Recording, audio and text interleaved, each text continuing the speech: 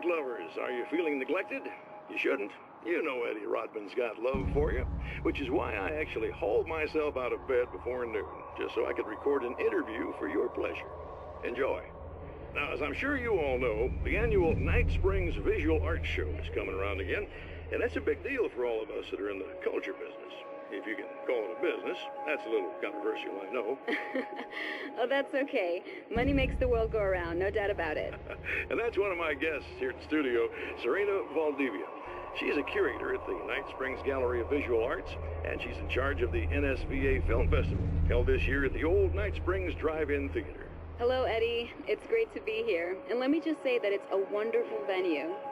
Absolutely. And with her is one of the filmmakers, somebody who's actually primarily known as a renowned photographer, Alice Wake. Hello. Alice, I've seen a lot of your work over the years. It's very impressive.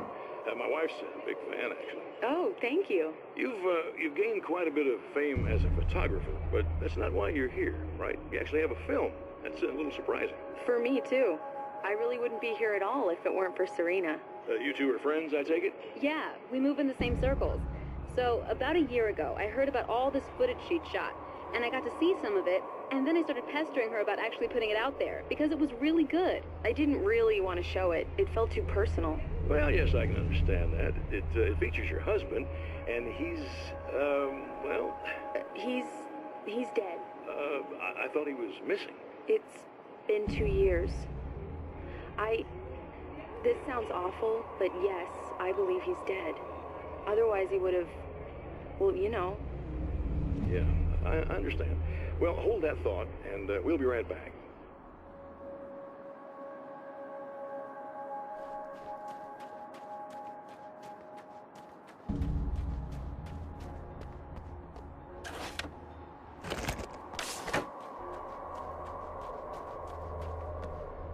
Yeah, thanks for saving me again. I'd hate to die before I'm scheduled to be murdered. I guess I have you to thank for setting everything up at the oil derrick. Yeah, well, I figured that if we were going to go over this again, we might as well try to be smart about it, huh? I appreciate it. You took a big chance doing that. You okay? What do you think? I've died twice. I remember everything pretty clearly now.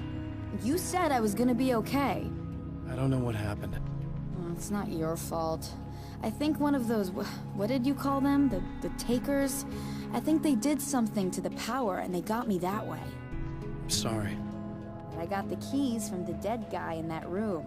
And I'm not handing them over until you do something about this. I'm sick of getting killed. Fair enough. You seem calmer now.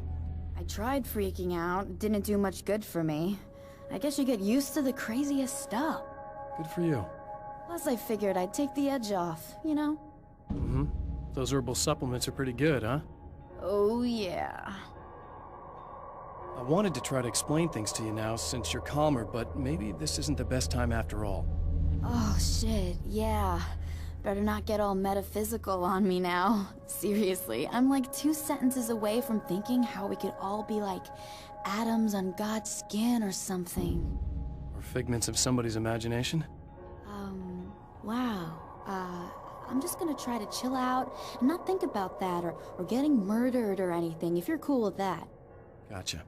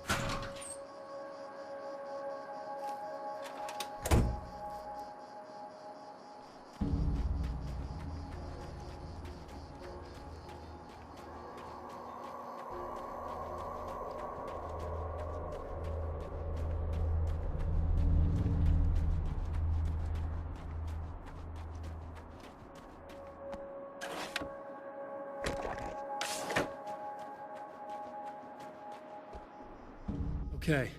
I really don't think they can get to the power now. Thank you. That's a relief. Here's the keys that you needed. Thank you. Hey, I have to tell you, at the diner, I went there with him. The guy who looks like you, okay? I know I said that I didn't. Yeah, I figured. Want to talk about what happened at the diner? There was this guy from the observatory, and he just attacked the poor dude, smashed his face into the tabletop a bunch of times. It was horrible. I didn't know that he was gonna do that. I swear. And I just ran. I just left him there. I didn't even try to help. There was nothing you could have done. It's not your fault. Well, he's dead in that motel room now, so excuse me if I feel pretty shitty about it anyway. You shouldn't blame yourself. I just didn't want to get involved. I have this tendency to just drop everything and run. I don't think I'm a bad person, but I didn't even call the cops. I'm such a coward. If you'd called the cops, we'd have dead cops. He's not human. Do you understand? It's not your fault. But I could have tried to stop him. Believe me, if you had, you'd be dead. You seem to be doing a little better now. Yeah, I guess it just got easier once I got this thing off my chest. I just feel so guilty about it, especially because I didn't pick up on any of the warning signs. I just really liked hanging out with him, you know? He was smart and charming and funny and hot. The way you could be, I guess. I guess. What's the deal with this guy anyway? He looks like you, he uses your name. Why does he do this stuff? I'm not sure myself. Maybe he's just evil or my dark half. He does a lot of the stuff I'm trying really hard to get away from. Things that just messed up my life. I guess all those murders don't help either. Yeah, I could do without the murders and the end of the world. Listen, I need to get going. Yeah, go. I think I'm good now. I hope. Good luck. If it all goes well, maybe this is the last time we meet like this. God, wouldn't that be great? Just keep those lights on, okay?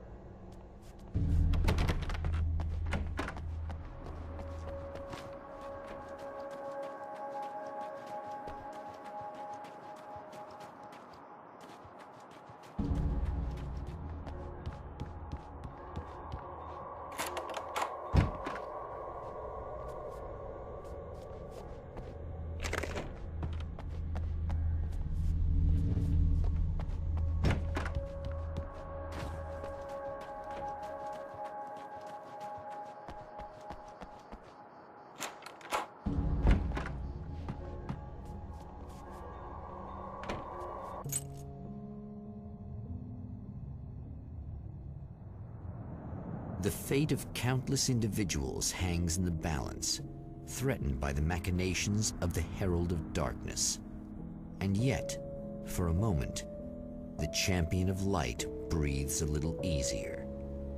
He has saved one life. For this moment, it is enough. And soon, perhaps, he can put an end to this.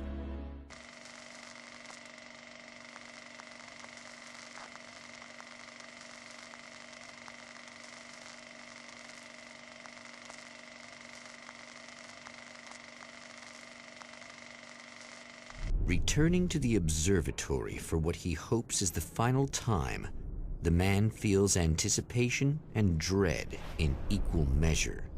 Soon, he knows, he will have what he needs.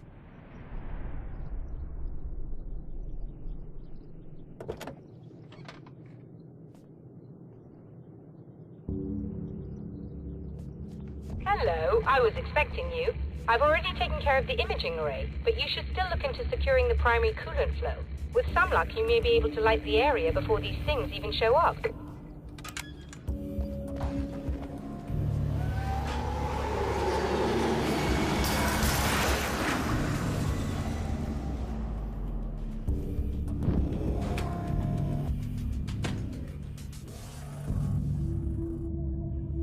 Thanks for tuning in for the second part of our interview with Serena Valdivia and award-winning photographer Alice Wake. Now, Alice, we were talking about your husband, Alan Wake. Is that a sore subject for you? Well, a little bit. Of course it is. The way I see it, we had our good times and our bad times, and on the whole, we had a lot of good times. He really made me happy. I don't mind being reminded of him. So you're over him? I don't know if I'll ever be that, entirely. I still think about him every day. Literally. I still find myself hoping for... Well, sometimes I think I see him just standing somewhere, watching me. I think most people who lose someone they love experience things like that. But on the whole, I'm doing all right. 2 years is a long time to adjust, and I'm not really the type to wallow in the negative. Well, I know there are a lot of stories about Alan. He seemed to have something of a wild streak. That's not really what our show is about, though. Look, all that stuff really gets blown out of proportion. He had his problems, but it's really frustrating for me because people like to talk. They love to tell these crazy stories, and they never really knew him at all. Well, the character he created, Alex Casey, is a household name. The books still continue to sell. There's been talk of a TV series, a movie, a video game. Must be nice to know that his work is still being appreciated by so many readers. Yes, of course, but I don't really deal with the business side. I leave that to Alan's agent. That would be Barry Wheeler. Actually, I just interviewed him. He's currently in the music business. Mm-hmm. And he's also Alan's best friend. Do you two keep in touch? We talk regularly. Like I said, he handles the business side. I think we should talk about her film. Yes, of course, you're right. I'm Eddie Rodman, talking to Alice Wake and Serena Valdivia, and we'll be right back.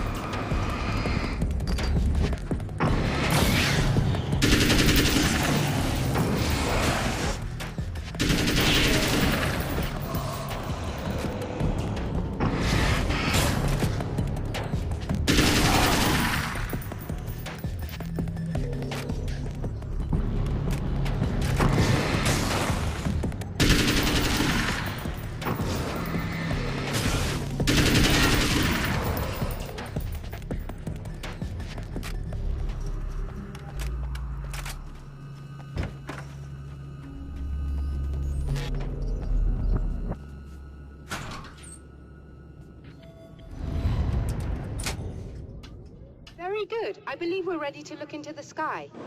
Right there, Doctor.